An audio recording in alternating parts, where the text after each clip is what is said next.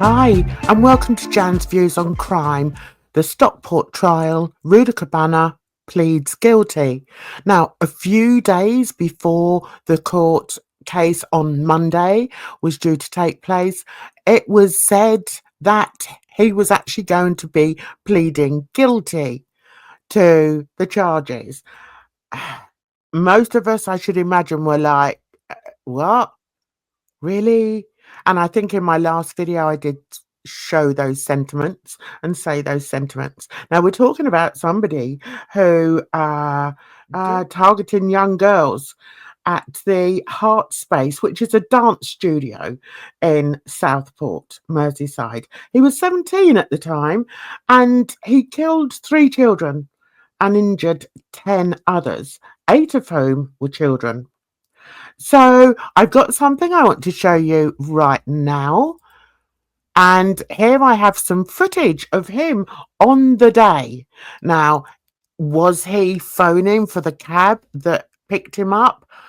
I'm not really sure, but it does actually say up here, Rudakabana seen roaming streets before murders. So let's take a look at this, and let's just be aware that just how normal, if anyone knows what normal is in today's world, this teen looks.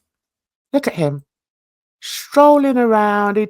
He doesn't look like, it just looks like a normal teen wandering around, doesn't he? And it's actually insane to me that somebody so innocuous, dare I say, could do such a heinous thing. So these CCTVs have captured him on the day walking up and down the street, and after this I'll show you some footage of him. He's on the phone here, so maybe he's asking if he's booking a taxi. I don't know, but yeah, this is him here. Here we have him in the back of the taxi, just moments before the murders. As he gets out of the taxi, the driver asks how he's going to pay, with cash or with card, and he doesn't answer him. He just walks around, just walks off. And a week before the murders, he had tried to return to the school that he was excluded from 5 years prior, and he was stopped when his father insisted to the taxi driver that he not take him to the school. So you can understand why people are up in arms about this, especially when it has come out that there were a lot of eyes on this young man, a lot of eyes, and people are rightly asking, why was nothing done? Why was this not prevented? Rudakabana was arrested at the scene and charged with 3 counts of murder, 10 counts of attempted murder, and possession of a bladed article.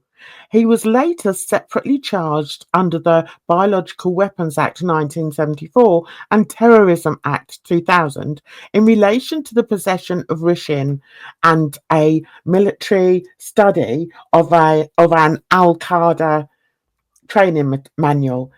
He pleaded guilty to all 16 charges on the 20th of January 2025 when his trial was due to begin, having initially entered a not guilty plea. After Rudakabana's guilty pleas, it emerged that he had a history of violent and concerning behaviour and had been referred to the anti-extremism programme Prevent 3 times between 2019 and 2021, but was not accepted into the scheme as no terrorist ideology was identified.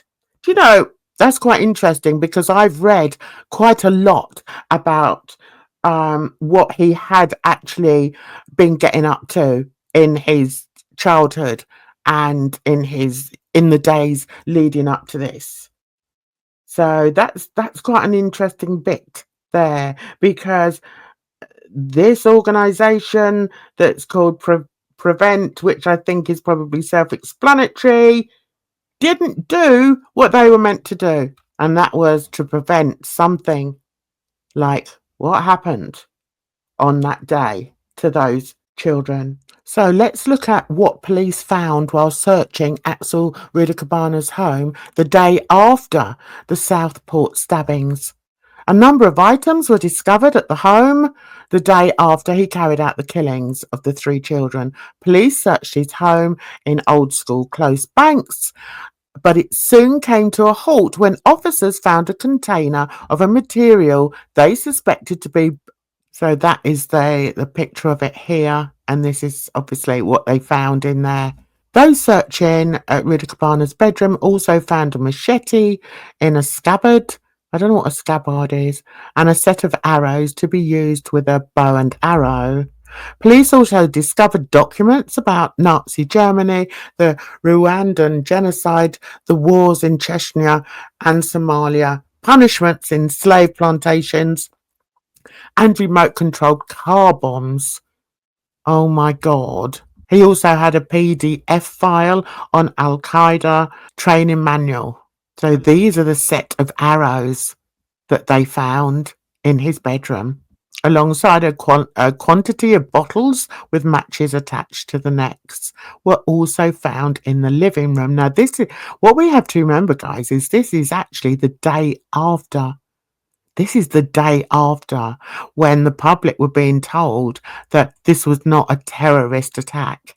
So I can't keep away from you at the moment what he was sentenced to today. I was over at my daughter's house having dinner, and her husband was watching it on the TV. And when he came in, I asked him, and he said he's got 52 years. And we all went, yes, thank God. Because I'd actually heard that because he was under 18, that there was a chance that he couldn't get murder. He couldn't get like the full sentence for murder, life, because he was underage. But this judge, he gave it to him, and thank the Lord. Thank the Lord.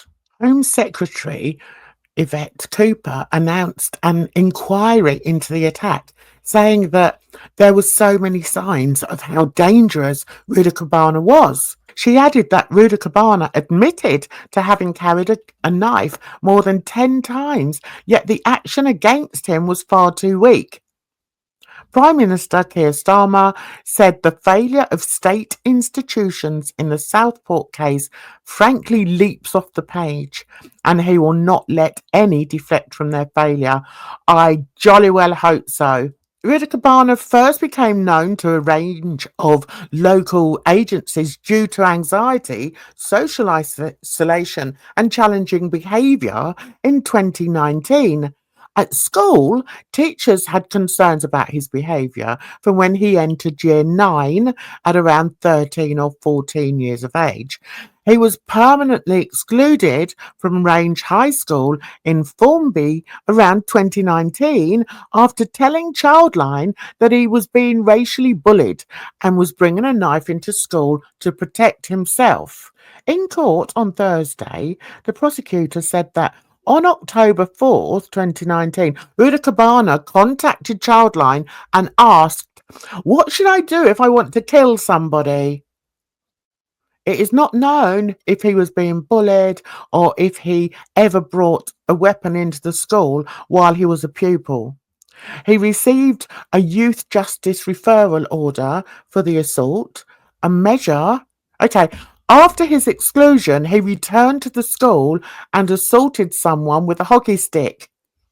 He received a youth justice referral order for the assault, a measure where juveniles who plead guilty to their first offence are placed under supervision to try to stop them reoffended. And he completed this in 2021. Rudakabana then attended 2 specialist schools for his behaviour. At one of them, his in-person attendance was reportedly less than 1%. So they should have been on the case.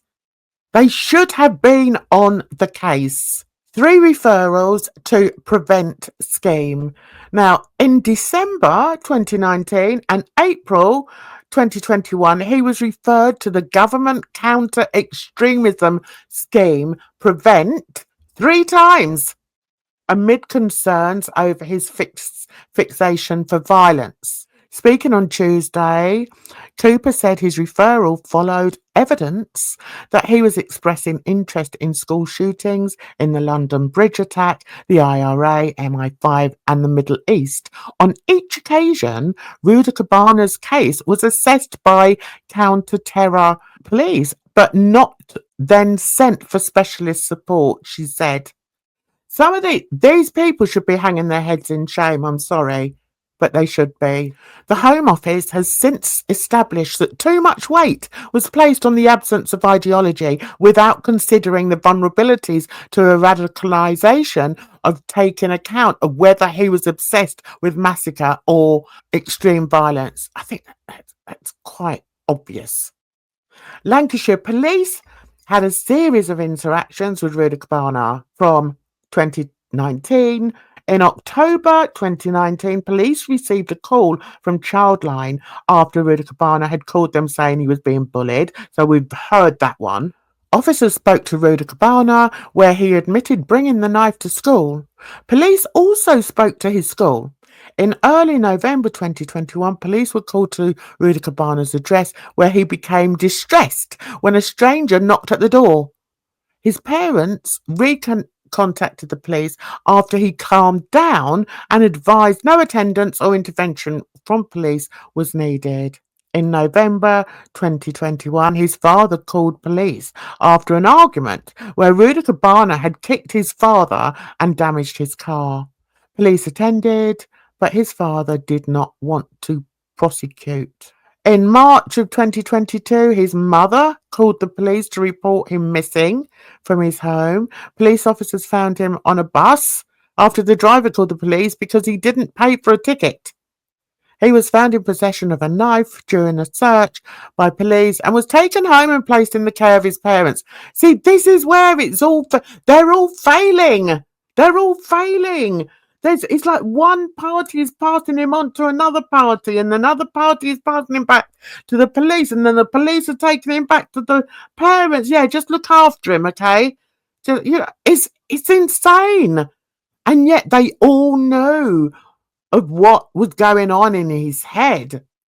They knew it because they got in touch with the organisation, with the anti-terrorism organisation called Prevent. He was also assessed for an autism spectrum disorder and given mental health and educational support. Rudakabana stopped engaging with mental health workers in 2023. In February 2023, Rudakabana stopped engaging with mental health workers. He was reportedly struggling to attend school and had anxiety that made him unwilling to leave his house. So, okay, that's it about his background. I do want to look deeper into how this was enabled. It's almost like it's an enablement, isn't it? What do you guys think? And who enabled him? It's really interesting and very, very worrying. So I guess this video is all over the place. My videos are always all over the place. But what I want you to do is to write in the comment section. Let me know what you think. Let me know how you view this without just putting the blame on just one person, because I honestly don't believe it was just one person that has let us down. And it's not just us, it's everybody. When these establishments, these organizations are not doing their jobs, who are they letting down? They're letting down all of us. I want you to remember that. So, I forgot to ask how you were. Are you okay? I honestly, guys, I wanted to do this earlier in the week, but I've had all sorts going on in my real life, and I just have not had the chance to sit down and do a decent video for you. And I'm sorry, this isn't as good as I wanted it to be, but I just wanted to get out the fact that he's now been put behind bars for 52 years at least. Thank you, Lord. So I might do another one on him. I'm not too sure, but I want to be more organized. So you take care of yourselves out there. Because trust me, it's a rotten old world. So until the next one, bye bye for now.